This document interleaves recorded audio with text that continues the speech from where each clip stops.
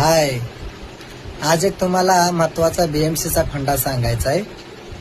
कोमल इकडे आहे ग, हा ये जरा लवकर ये. हा, काय हो तू कुठं काम करते? बीएमसी मध्ये काय पदावरती काम करते?